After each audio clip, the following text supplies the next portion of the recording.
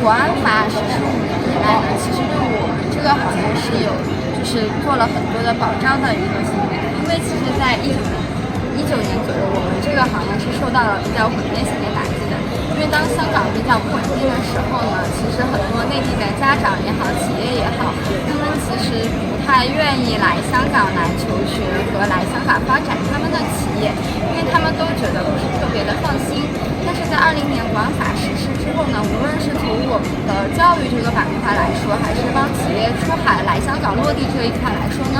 其實都發生了比較質的改變。咁我覺得咧，而家香港嘅大環境咧，對青少嚟講咧係非常之好嘅，無論佢哋嘅就業啊、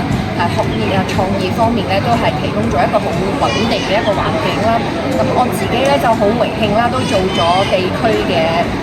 國家安全教育嘅導師啦。咁平時咧，我哋都會做開好多啲